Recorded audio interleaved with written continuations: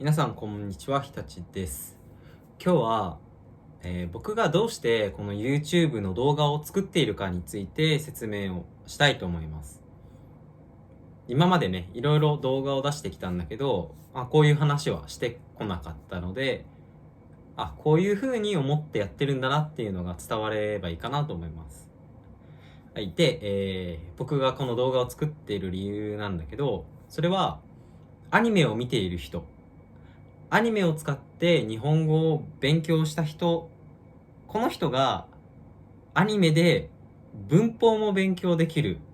そういう動画を作りたいと思ったからです。で、なんでこんな考えになったかっていうと、日本語を勉強している人の中には、やっぱりアニメで勉強をして、そのまま今日本に来て日本語を勉強していますっていう人が結構たくさんいます。で、その人たちはコミュニケーションめちゃくちゃ上手です。すごい上手。もう話す時とか日本人と話してる感じでコミュニケーションができるんだけど、じゃあ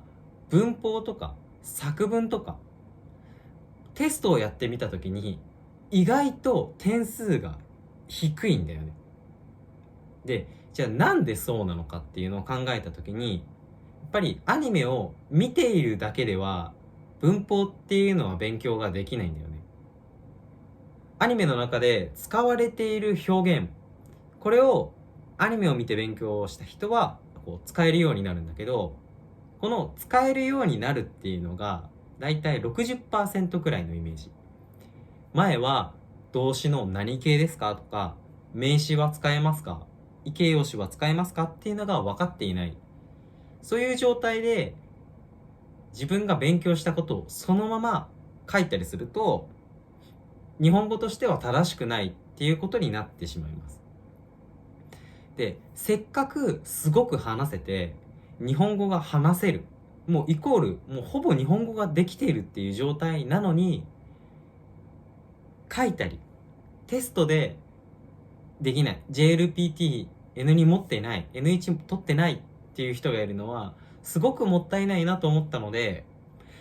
じゃあ、アニメの話す練習とかはみんなが自分でして、僕はそのアニメの中から文法、正しい使い方をみんなに伝えれば、もう最高。アニメで全部勉強できる。そう思ってこのチャンネルで動画を作っています。で、アニメっていうのはもうすごくいい日本語を勉強する道具で、アニメを見て勉強すると大体3ついいことがあると思っています。1つ目は、はい、どういう状況で使われるか。これが見てわかるっていうことです。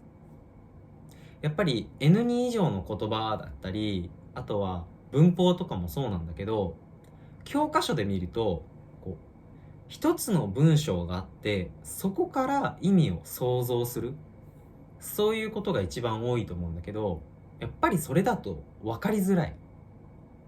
どういう人が話をして、その文法を使って、その後リアクションがあるか。ここまでがセットになっていないと言葉ってイメージしづらいと思うんだよね。でも、アニメでその文法を勉強しようと思ったり、その文法を聞くと、A さんがこういう話をしていた、B さんが文法を使った。で、A さんがこんなリアクションをした。これがセットになってるから、こういう状態で使うんだっていうのが分かりやすいんだよね。例えば、今までの例で言うと、この、とばかりっていう文法を僕が説明したんだけど、これ一つの文法、例文だけで説明すると絶対分かりづらい。でも、アニメのこういうシーン、ゴーレム？お客さんゴーレムなんですか？そうだが、こりゃ珍しい。初めて見たぜ。ゴーレムとは驚きだね。あんたらは森にいるもんだとばかり思ってたよ。しかも子連れだね。その子は何の種族だい？これで使われているんだっていうのが分かると、前にこういう状況があって使って、そしてリアクションっていう流れ、これが分かるから、この文法の意味も分かりやすいっていう感じ。これがまずアニメを見て勉強できるすごくいいポイントの一つ目。二つ目は発音が分かりやすいっていうこと。日本人と話していたり、あとは、映画とかドラマとか実際に日本人が話をしているものって実は、例えば一番文章の最後、皆さんおはようございますみたいな感じで最後までちゃんと発音をしていなかったり、逆に少し分かりづらい言葉で話をしていたり、そういうこともあります。でもアニメっていうのは声優、声の仕事をしている人がいるので、その人はやっぱり聞いている人が分かりやすい声、分かりやすく声だけで全てを表現しないといけないから、そういうドラマや映画、そして実際の日本人と話すよりも実は聞き取りやすいと僕は思っています。だから勉強をするっていう目的だったら、アニメの聞き取りやすい日本語、聞き取りやすい声っていうのはすごくいいんじゃないかなと思っています。あとはやっぱり会話表現が多いっていうことだよね。というかもうほぼ全て会話表現だから、話したり聞いたりする練習、一番自分で勉強するときにできない練習がアニメではできる。もちろん話す練習っていうのは一人だからできないんだけど、こういう風に話せばいいんだっていうシチュエーションはアニメだとすごくわかりやすいんだよね。これがアニメを使って勉強できる理由、すごくいい理由だね。もちろんアニメを使って勉強するときに悪いこともあります。それはやっぱり文法表現のね、ルールがわからないこと。一つの文法が出たときに前に動詞が使われていたら、動詞っていうのはわかるんだけど、じゃあ名詞は使えるのかとか、形容詞は使えるのか、動詞の多形なのか、それとも事象形内形全部使えるのかっていうのは実際に調べてみないとわからないんだよね。これはちょっと問題なところかなと思います。逆にその自分で調べるとか、自分でこの文型の前は動詞なんだなっていう想像ができるのは逆にいいところでもあるかもしれない。で、もう一つはやっぱり間違えてとか変に覚えたり使ったりするっていうのが問題かなと思います。一番あるのはやっぱりアニメっていうのは会話表現だから、会話表現をそのまま全部日本語だと思ってしまう。例えば何々ね、今日はご飯だねとか、今日は暑いねのねとか、今日は何々ですよ、今日は暑いですよのよとかねとか、こういう言葉を誰にでも使ってしまうとか、文章の時にも全部話す言葉になってしまう。例えばしかしが全部デモになってるとかね。こういうのはやっぱりアニメを見ていると話す言葉それしか出てこないから、しょうがないことなんだけど、問題でもあることかなと思います。で、同じようにやっぱり書き言葉っていうのがないから、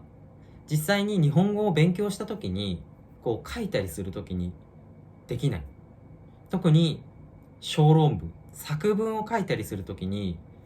言いたいことはなんとなくわかるんだけど、文法が全然合ってない。例えば条件形とか内形とか多形とか、その言葉はアニメでよく聞くんだけど作り方が分かっていないっていう人がやっぱり結構多いです。いろいろね、こうアニメのいいところと悪いところも言って、でどうして動画を作ってるかっていう話をしたんだけど、やっぱり自分が好きなものを使って勉強するっていうのが一番日本語を勉強するこれの近道だと思います。そしてやっぱり今このたくさんのアニメが作られているこの今の状態ね、もう日本語を勉強するすごく一番いいツールだと思います。アニメね。で、このアニメっていうのを使っても、勉強できないところ、100% できないところを、この僕の YouTube の動画を見て、文法とか表現とか、どういう風に使うのかっていうのを見てくれればなと思います。俺が作ってる、N1 と N2 の動画は、俺はアニメ作れないから、アニメではないんだけど、自分を使って A さん B さんの会話で文法を解説してるから、ぜひそれも見て、どんな時に使うんだっていうのを見てほしいかなと思います。はい。ということでね、僕が YouTube に動画を出している理由でした。もし、